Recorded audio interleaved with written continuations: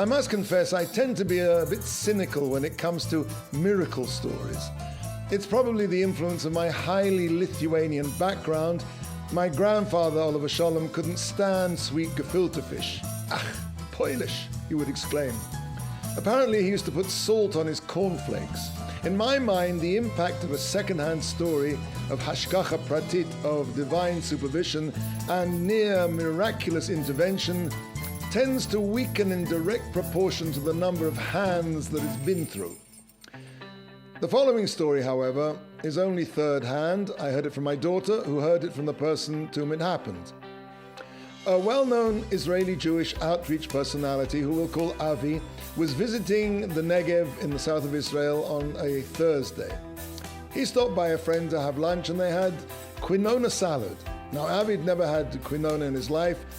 Quinona is a gluten-free, high-protein plant food, one of the few that contain all 9 essential amino acids. It's also high in fiber, magnesium, B vitamins, iron, potassium, calcium, phosphorus, vitamin E, and various beneficial antioxidants. But what really attracted Avi to Quinona was his taste. He loved it.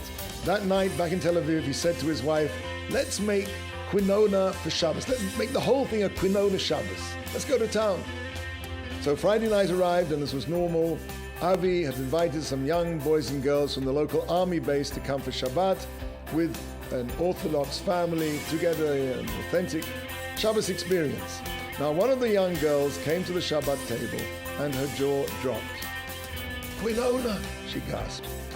Avi said, "I'm sorry if you don't like Quinona. We've got quite a lot of it tonight." She said, "When you invited me for Shabbat, I forgot to tell you that I'm on a special diet. I only eat Quinona. On the way over here, I thought to myself, I'm going to have to sit there and eat nothing. So I said, God, if you really exist, make it that there will be some Quinona there tonight." As far as I know, this is a true story, but then why shouldn't it be? They say that anyone who believes every Rebbe Shamaisa, a miraculous story about a Hasidic Rebbe, is gullible, and anyone who says they're all rubbish is a heretic. In this week's Torah portion, Vayishlach, it says, Yaakov became very frightened and it distressed him. The Midrash says that Yaakov, Jacob, was distressed, that the prospect of confronting Esau, frightened him. For such fear indicated a lack of trust in God's promises to him. If Jacob could find himself lacking when it came to trust in God, how much the more can our trust in miracles become a little rusty?